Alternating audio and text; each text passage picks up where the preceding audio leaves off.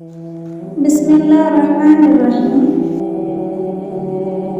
رسول اللہ صلی اللہ علیہ وسلم نے ارشاد فرمایا، جو کوئی کسی کا قصور معاف نہیں کرتا تو اللہ تعالیٰ بھی اس کا قصور معاف نہیں کرے گا۔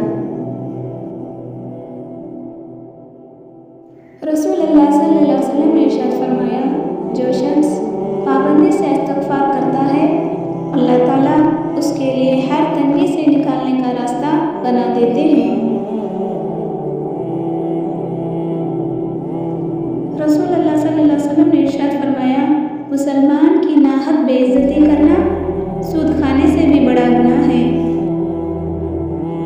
رسول اللہ صلی اللہ علیہ وسلم نے ارشاد فرمایا، جو آدمی غصے کو پی جاتا ہے اور غصہ کرنے پر قادر بھی ہوتا ہے اللہ تعالیٰ اس کے دل کو ایمان سے بھر دیتا ہے۔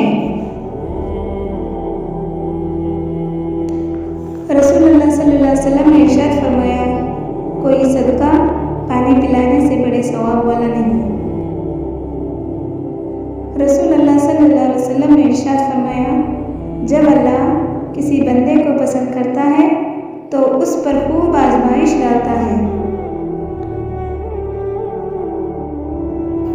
رسول اللہ صلی اللہ علیہ وسلم نے فرمایا، تم قیامت کے دن اس کے ساتھ ہوگے جس سے محبت کرتے ہو۔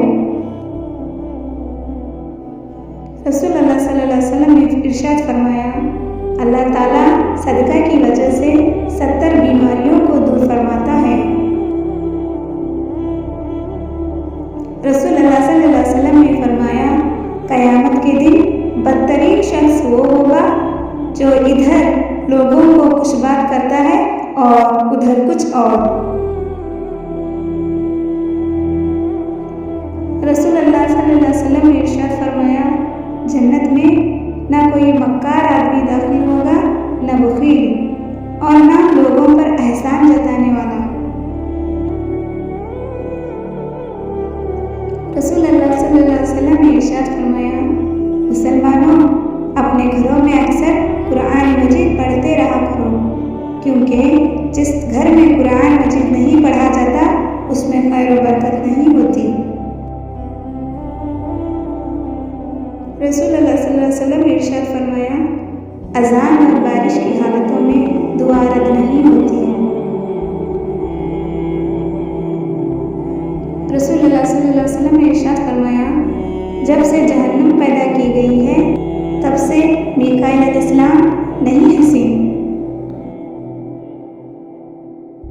نبی پاک صلی اللہ علیہ وسلم نے فرمایا، تم لوگ ایک دوسرے کو تحفے دیتے رہا